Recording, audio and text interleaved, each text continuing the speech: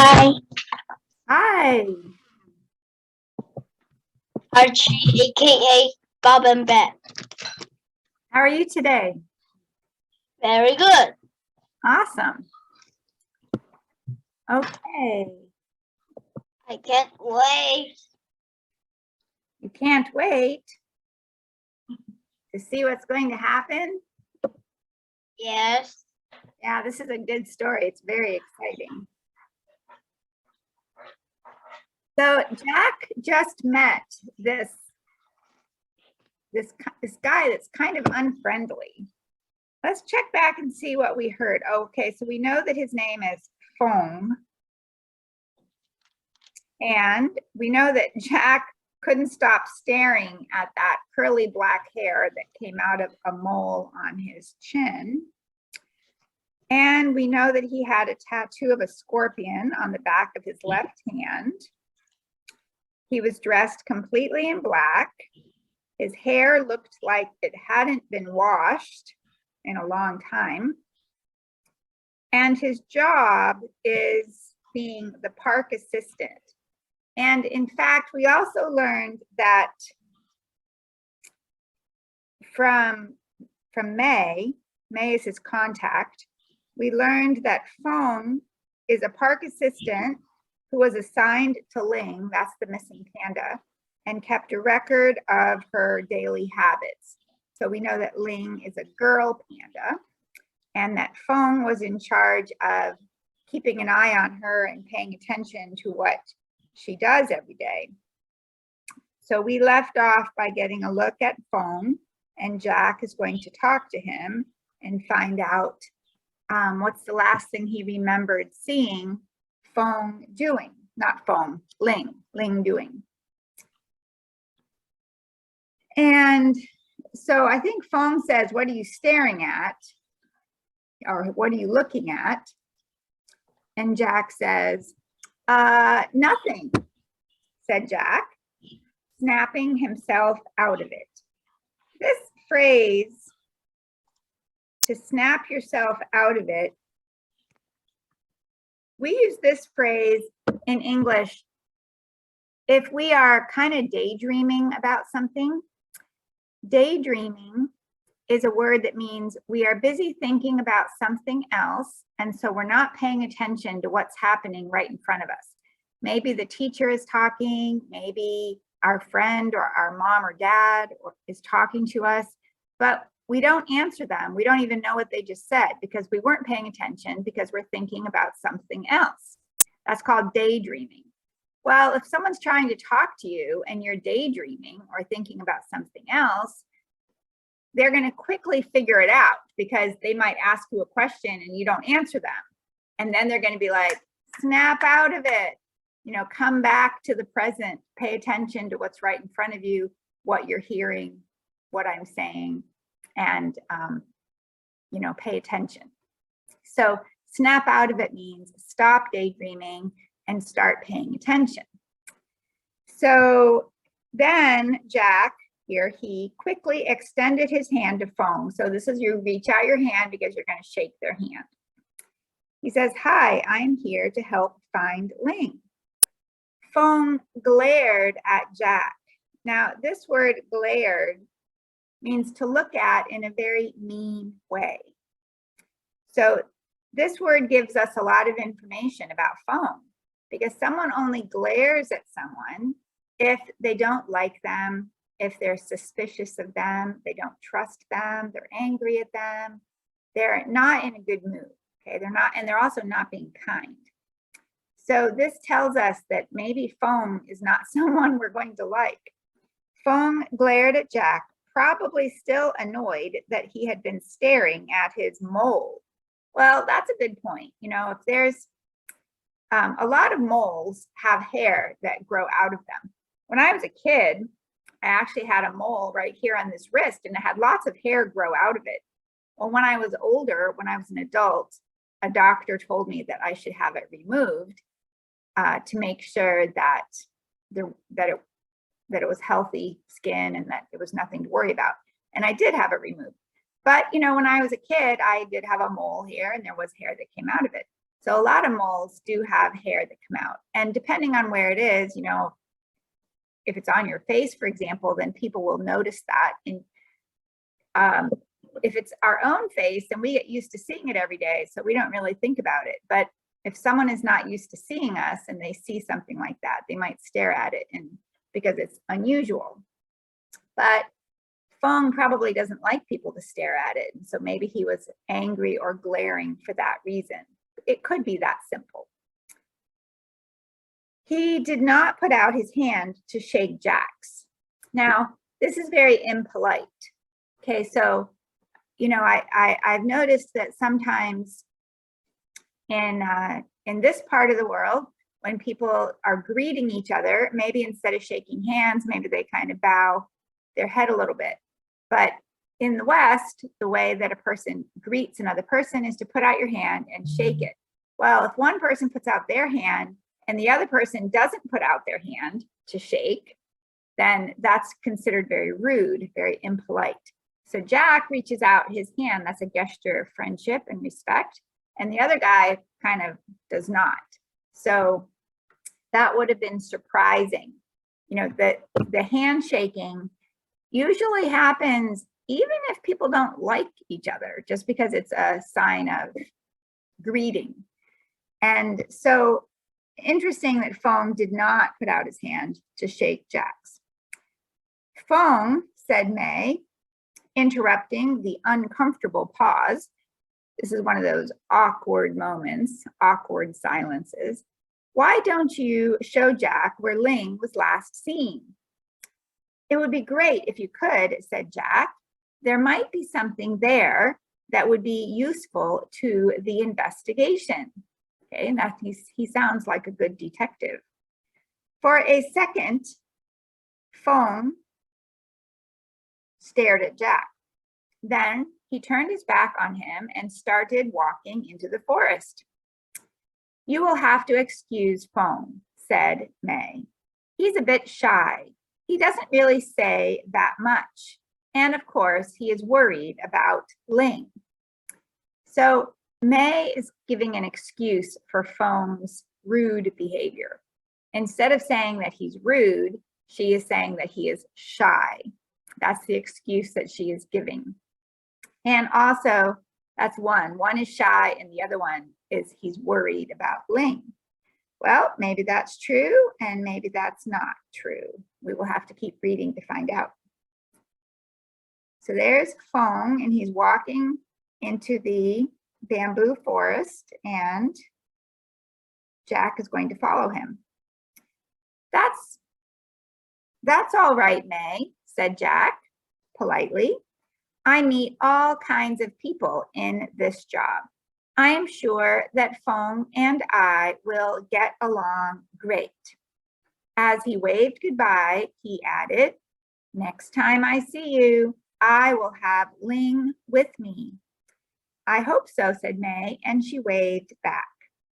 So this phrase right here, when he says, next time I see you, I will have Ling with me, that shows that Jack is very confident. An adjective we could use to describe Jack is confident. He believes in his abilities to do the job, and he is sure that he can do it. He does not doubt his abilities. He is not nervous or uncertain or worried. He is confident. He's like, yes, I can do it, no problem. The next time you see me, I will have the panda with me. Chapter 5, the dirt road. So now it's just Jack and Fong, and Jack is a very friendly 9-year-old boy, and he's going to try to make some conversation with Fong. He says, so what made you decide to be a park assistant? Jack asked Fong, trying to make conversation as they trudged through the forest, stepping over fallen branches along the way. So the phrase we have here is this one, trying to make conversation.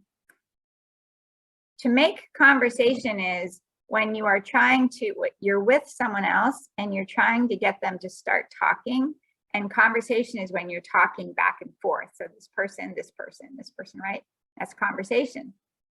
But if this person is not talking, then this person might try to make conversation by saying something, and they're trying to get this person to join in the conversation. Trudged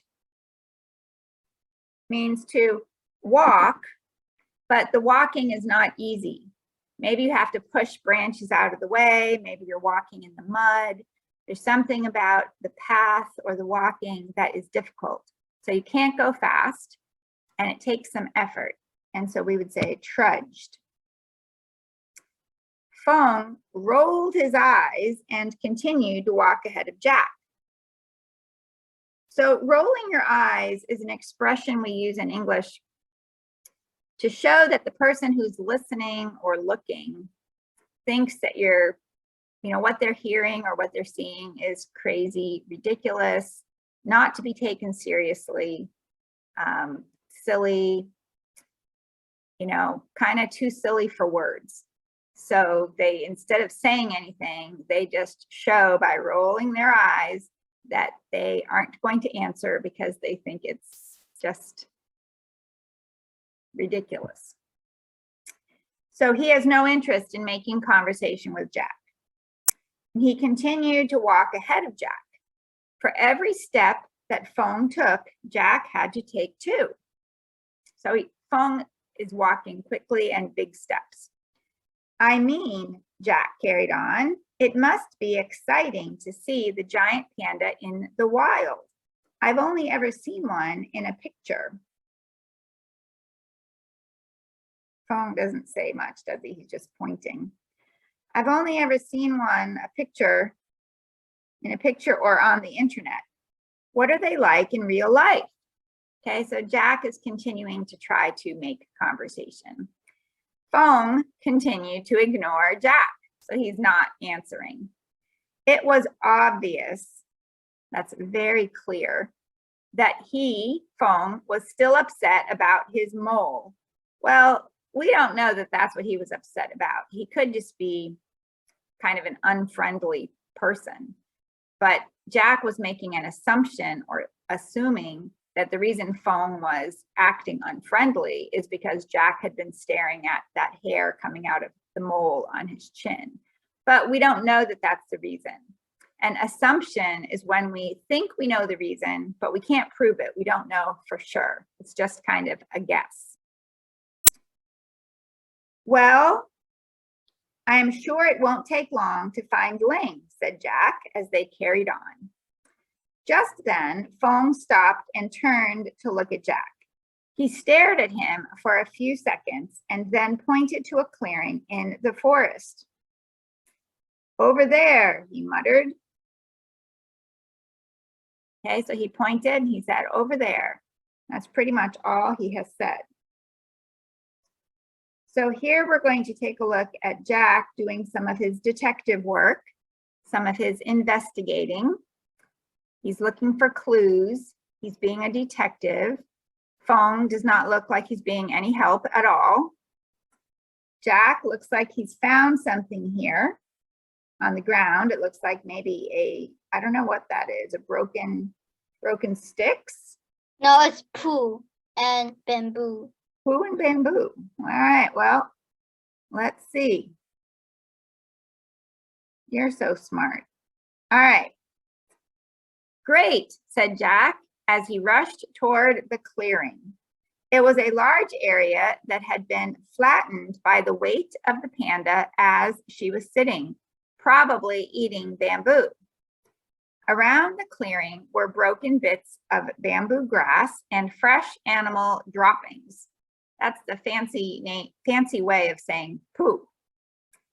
When Jack bent down for a closer look, he didn't notice anything unusual about the bamboo or the poo, but he did see a path of broken twigs and trodden on grass. Trodden on means someone's been walking on it, leading from the clearing and to the right.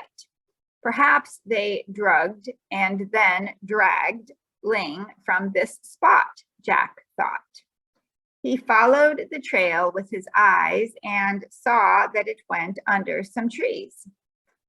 Where does that lead? Jack asked Fong. Fong raised his eyebrow, shrugged his shoulders, and shook his head as if to say, I don't know. Fong just does not seem very helpful at all, does he? Well, looks like we're going to have a clue here. Do you know what that says?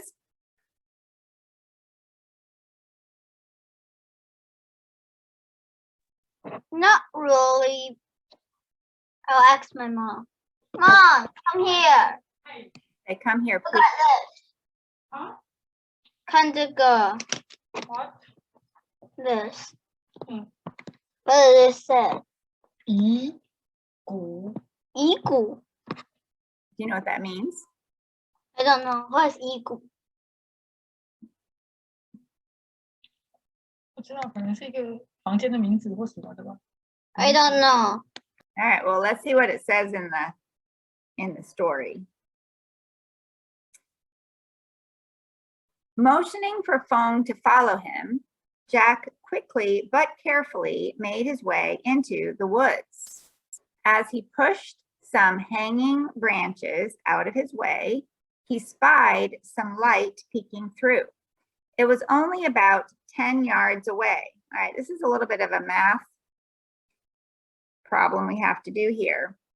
So a yard is just a little bit smaller than a meter. Okay, so you need to think for a minute about, I'll put it right here. So a meter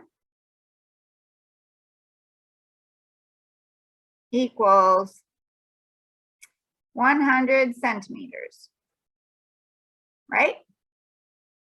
1 meter equals 100 centimeters, right? I think we also could say it equals 1,000 millimeters.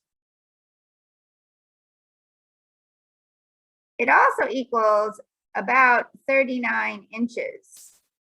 Inches, that's what we use in America to measure. Well, I will tell you this, 36 inches equals 1 yard. So yard is another word we use in English to measure things. So if a yard is 36 inches and a meter is 39 inches, that means that a meter and a yard are almost the same. They're 3 inches difference. 3 inches is about this much difference. So one thing I can tell you about one other thing I can tell you about inches is that 12 inches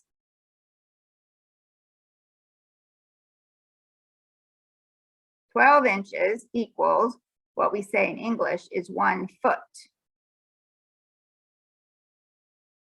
1 foot equals 12 inches. So if we look at 36 inches and 12 inches, here's a math problem for you. This is a little bit hard for 2nd grade, but do you know 12 times what equals 36? How many groups of 12 do we need to make 36? Let's try it. 12 plus another 12 equals 3. 24. Yep. So another, 3. right? So this 12 plus this 12 plus this 12 equals 36. You can just say 12 times 3 equals That's 36. 12 times 3 or 3 times 12 equals 36. That means, so if 12 inches is a foot and we have 3 of those, that means 3 feet equals 36 inches. And if we know that 36 inches equals 1 yard, that means that 3 feet equals 1 yard. So 1 yard would be 3 feet. 1 yard is 36 inches. If we add 3 more inches, that's 1 meter. So words that we use in America for measuring are yard, inches, and foot. But in most of the rest of the world, including Taiwan, we use meter, centimeter, and millimeter. But to help us out today, we're going to say that a yard is about a meter. So if we go back here and this says 10 yards, we're going to think of that as 10 meters. Okay? Now, someone's dad might be, if they are very, very tall, they might be just under 2 meters. They might be about 2 yards tall. That's pretty tall, but they could be about 2 yards tall. So 10 yards would be 5 dads or 5 men standing on top of each other. So that gives you an idea about how far it would be for 10 yards. That's a pretty good distance. However, he says it was only about 10 yards. So when he says only about, that means he didn't think it was that far away. There must be another way out, he thought. Now, why does he think that? Because he sees some light peeking through the branches. So he's thinking that light must be coming from somewhere, which would show another way out. Studying the ground as he walked, Jack spotted a square piece of paper. He bent down to pick it up. What he originally thought was a piece of paper was actually a book of matches. Odd, he thought, that something like this would be lying in the middle of the forest. Now, do you know what a book of matches is?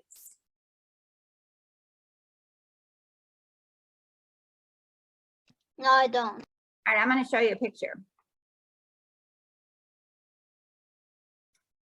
Okay, these are pictures of matchbooks or a book of matches. So what do you think you use a matchbook for? Fire. Yeah, to make fire.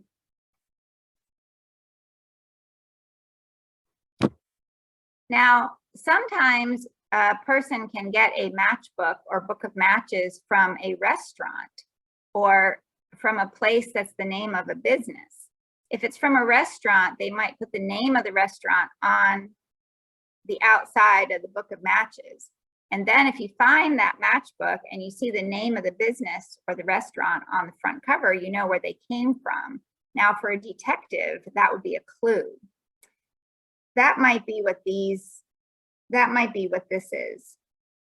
This might be the name of a restaurant or a place or a business that made this book of matches, where whoever was using this book of matches, they needed to get it from someplace. And this might be just the name of a business. And then it would make sense that your mom isn't sure about the meaning, because maybe it doesn't really have a meaning for, in conversation. Maybe it's just the name of a business or a restaurant. We'll have to see. But it should not be lying around the forest.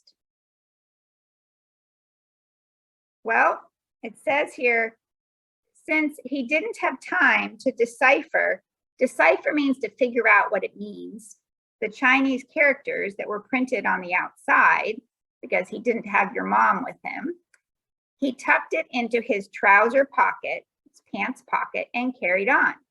For all Jack knew, Ling could still be nearby. He needed to hurry. The forest stopped at a dirt track that was covered in tire marks. It looked as though one set had been made recently. Okay, so he's kind of finding another clue here. What is it? Well, there's on a dirt track, it's covered with tire marks, and one set had been made recently. That means that a truck or something with tires had been driving through in that area recently, and the ground was made of dirt. It was not like a paved road. So as the tire went across the dirt, it was leaving a print of its tire tracks in the dirt. That can be a good clue for a detective. To the right, the road ended. To the left, it carried on north. Although the tire marks in the dirt were fuzzy, Jack had a pretty good idea that the vehicle was some kind of truck. Jack turned to Fong. Whoever took Ling must have loaded her into a truck here, he explained. We need to drive north to see if we can pick up any more clues. Fong looked at Jack and then picked up his mobile phone, like a cell phone, like an iPhone. I'll call a friend, he muttered. Now, this is another clue about Fong. Muttering is a way of talking, so it's another word for said.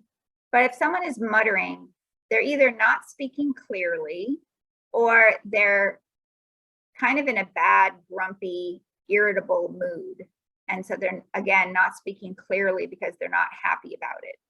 So this gives us more information about Fong. He's not really sounding like he wants to be helpful. He dialed a number and spoke